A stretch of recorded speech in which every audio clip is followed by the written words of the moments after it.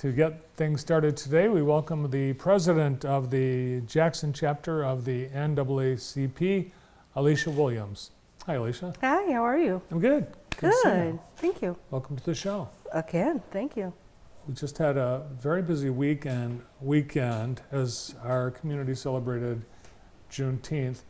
And I think Jackson is way ahead a lot of other communities in not only how we celebrate Juneteenth, but just in our community knowledge of the history of the event. I think so. I definitely was surprised over the weekend with the amount of people that actually came up to our booth to ask questions about Juneteenth.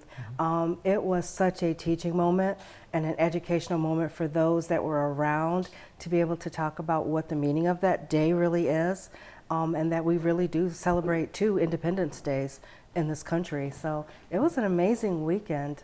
I am exhausted. I've lost my voice, but thank you all of Jackson for turning out. There's Landon. Do you know Landon? Landon, Yes. one of our longtime viewers. There's Landon. Lots of good people turned out. Amazing turnout. Beautiful weather. Perfect. A little windy if you had to have a tent.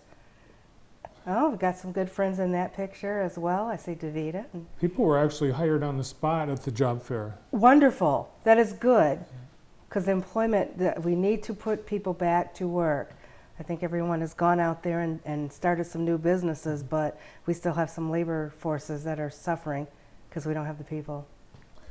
All afternoon, families enjoyed great time with bouncy things, food. I didn't have a chance to try any of the food, did you? I did. I think I ate a little bit too much. Oh, the foam kids. Yeah, the seafood boil was an absolute hit out there. Everyone was talking about the ribs, so I think people really enjoyed themselves. Lots of food. I think this was the biggest Juneteenth we've ever had in terms of participation of partners, exhibitors, great entertainment. Yes. Yeah, the bands were awesome. The participation was wonderful. I already hear rumors that we're doing it bigger and better next year. So yes, keep this on your map and your calendar. You know, don't go anywhere on that Juneteenth weekend in Jackson. If anything, invite people in. We've been, I think, for over 20 years, we've had a community-wide celebration for Juneteenth, and thanks to the NAACP, Jackson College for being the leaders in getting this started that long ago. We are absolutely proud to be one of the sponsors for that event because obviously as NAACP members, the awareness and the importance of it has always been there for us. But and then this year to be part of the Kids Zone and really bring the young people out to celebrate that, that was wonderful. It's amazing how much visibility the NAACP has enjoyed over the last few years. You've been at so many events and actually putting on several things. It's gone really from an organization that's kind of been low-key to being really forefront. Good. That's been our initiative. That has been our initiative, especially we started this initiative prior to COVID. We really wanted to be hands-on and boots on the ground, getting people to realize that we're here, we're viable, we're working, we need members. It's for all nationalities, all races. You're a member. We have amazing corporate sponsors, and this is the time for people to take action. There's so many civil rights issues going on in this country right now, and we're not asking anybody to take a side, we're just asking you to take a stand. And that is why we're ready to kick off our membership drive for 2022. The first day was officially Juneteenth, and we will run continually seeking new members until August 1st. And it's a great opportunity for people to come on board and not only find out what we're doing and how we're doing it and how they can support us, but be one of the hands that are helping to get this work done. Yeah, I was looking at the agenda nationally of the NAACP and chapters elsewhere. Really the focus with this being an election year is making sure that people have access to vote. Voting. Voter registration is going to be huge. There's so many initiatives that really people need to turn out and vote for. It's always been our goal to make sure that people have the resources and know that they qualify to vote, that they know how to vote, that even our pipeline to prison population, that we're getting the word to them that there are many of them that qualify, and what the new regulations are as far as IDs and things like that. So we have a whole voting committee and chairperson that's just out there for that. Our membership chair this year is Mr. Robert Porter. You can find him.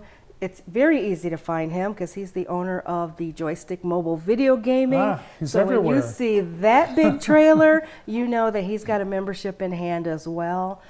So we're just seeking people to get out there. Redistricting is still, an initiative. So we want the people. We need more hands, and we want the help to get the work done. Yeah, redistricting is going to be, I think, very confusing because, just as an example, the state house districts, right now Jackson has 64th and 65th. We're split between two house districts. In the next election this year, in fact, the August primary, people will be if you've been in the 64th or 65th, you're not going to be in that anymore. You're going to be in a new number district, and there's 4 different districts that will be representing Jackson County. And so you'll have a new district, you'll definitely have a new representative. Well, not definitely, because we do have 65th district incumbent Sarah Leitner is running. Yes. She retains basically her neighborhood in Springport as part of her new district, but also picks up some of Calhoun County. So just about everyone will have something different.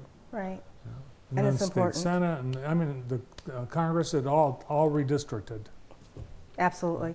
And people need to become aware now before it's time to do the vote. Yeah, and really, if you want, it's all on the SOS website, Secretary of State. So check it out and be prepared. Now, Alicia mentioned the Joystick mobile video gaming. We saw them in the Rose Parade. We saw them at Juneteenth. Yeah. They are one of the, I think, newer Black-owned businesses that is becoming more involved in the community. They have exploded in this area.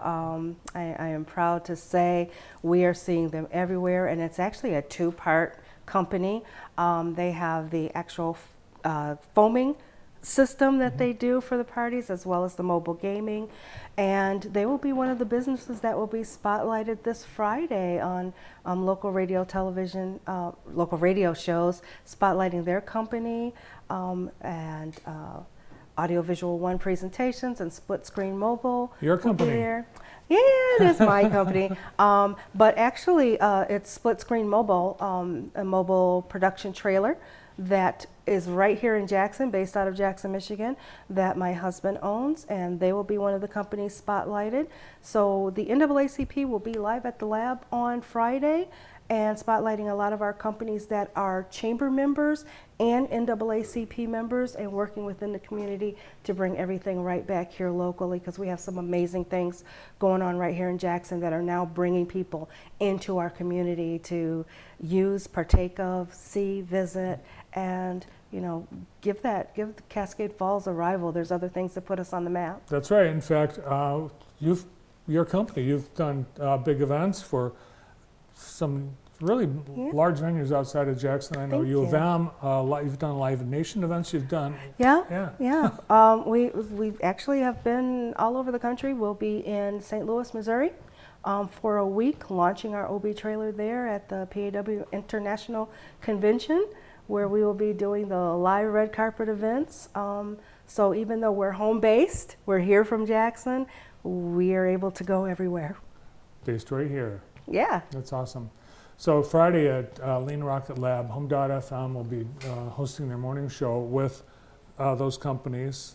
And Shorty's Sweets, Eats, and Treats will be... There will be another one. With, I think, some samples. Yes. Goodies. Another area that NAACP has been visible and involved in is the Southside Festival series at Elnor Mormon Park. Yes. Yep, that's a great turnout. Yes.